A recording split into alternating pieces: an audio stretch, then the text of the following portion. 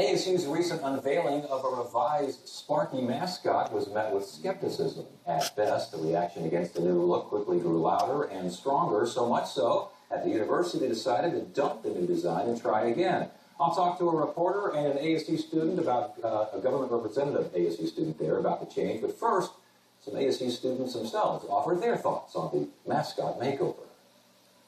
There's just an aura about him that it's not Sparky. It's way too Disney. It's way too animated. It's just he's happy, but for all the wrong reasons. I don't like the Sparky at all. I think his eyes are big. I think he's weird looking. I feel like he's a little kid toy kind of thing, and I don't like that at all. I mean, we're in college, so we should have a mascot that's kind of scary looking. I mean, that's just us. We're Sun Devils, so that's just how I feel about that. They kind of sprung it on us. They didn't really tell us that they were going to be bringing out a new Sparky. They didn't even let us have any input in it. I was pretty upset. It just kind of looks like an alien to me. It looks very cartoon, and I just feel like it's not threatening, and it goes very far from the original Sparky. And I like that the original one was made after Walt Disney, and I feel like this was Disney just trying to get rid of that, trying to get rid of the evil Walt Disney image.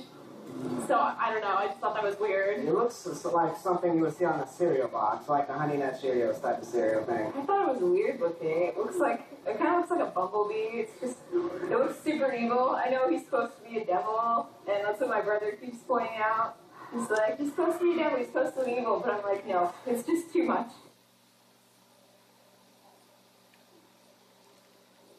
And here now to talk about this all-consuming nightmare for ASU loyalists is Ann Ryman, who's been covering the story for the Arizona Republic.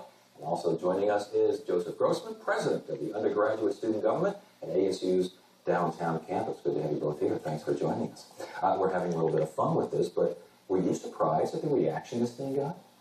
Yes and no. I mean, college mascots are just very historic and very traditional, and there's been other cases where when they've tried to change them or alter them even slightly, people get very upset. But I would say, generally, yes, the reaction did kind of surprise me. The idea of why was a new Sparky needed? What was the reason here?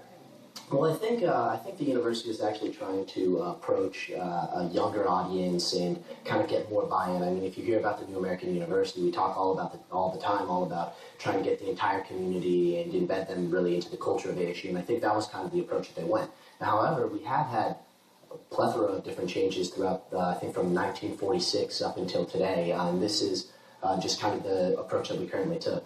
Do you know how long the decision was made, and what the criteria was for this new Sparky? What were they looking for? They were looking for something that would appeal to a younger audience, more of superhero features. And so they kind of used that. Apparently they did a lot of marketing research also. So this wasn't a decision that was made lightly. Indeed, and I would imagine as we take a look at the new Sparky, or the long-gone Sparky, however you want to call him, doesn't look like much of a superhero to me. Looks... No, I wouldn't say it looks so much like a superhero at all. I think it's interesting because it was coming out at the same time that Pitchfork was coming out. It was something that was initiated 2 years ago. There was a numerous amount of focus groups that were supposed to do this, and then it kind of got to this point. Yeah. But they are planning on trying to have action, comic books, and all of that stuff as well. Looks like he's got a little emotional trouble there, if you ask me. I mean, but again, he's got to do stuff like that, and he's got to be a mascot. And when he looks like a villain from a 1920s film, it doesn't seem like a lot of folks will buy into that. I think the other thing that confused people is they also have the iconic logo from 1946 that's been around, and I think some people thought that they were going to get rid of him also. And so that may have played into some of it. There were people that did look at the costume mascot, though, and didn't like it. But then there were other people who also thought that that little beloved Sparky that we see everywhere is going by the wayside. Yeah. With your position as president now, did you get a lot of response here, a lot of reaction? Yeah, so I mean, in my role specifically, there was a lot of uprise. A lot of students didn't like it. I got contacted by numerous amount of alumni and so on and so forth. And then the university actually handled it very well. They took the feedback, and then we met with them following, I think it was a week or 2 weeks after. We originally thought it was going from the athletics perspective, but it was something that was handled under public affairs. And so we went in and met, and that's where we met the compromise that we're currently approaching, where students are going to be able to vote, students, faculty, alumni, and each student would get one vote, and then that would be the change of the Sparky. So we came, which is kind of interesting. You look at Oregon, when they had their mascot, when they tried to make changes, there wasn't much of there was pushback from the students, but the university wasn't very accepting of that. In this case, I think the university, in all circumstances, did a very good job on trying to handle it and trying to please the rest of the university and our alumni base. What kind of response did you get from the university on this? From the university itself, or you mean from readers? Or? No, from the university. I mean, because it was, it's difficult at times to get folks to talk about something that didn't work out all that well, and this didn't work out all that well. So what are they saying? Well, they kind of admitted that, they from their constituents, they've heard a lot of feedback, is how they worded it. Yes. And so, based on that, they decided to go to a vote.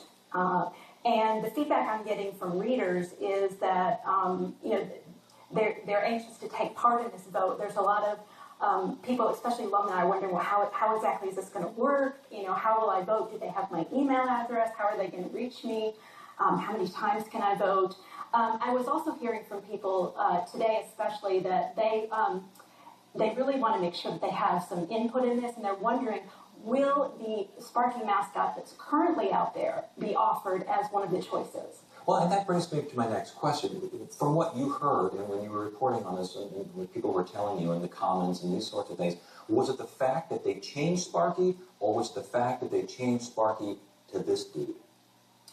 I think it was the latter. It was a big change. Some people said they were okay with smaller changes.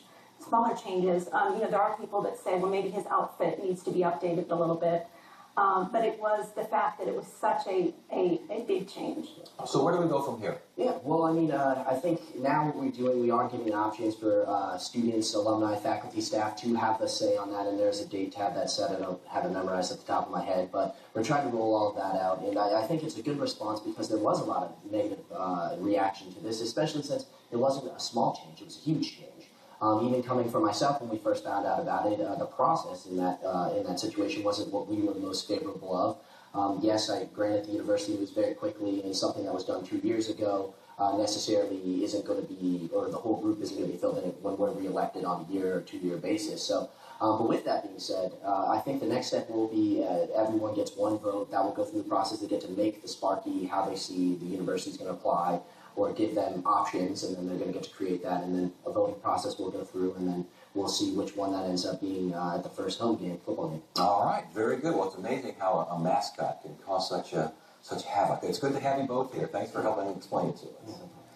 Thursday on Arizona Horizon, we will hear from both sides of a lawsuit.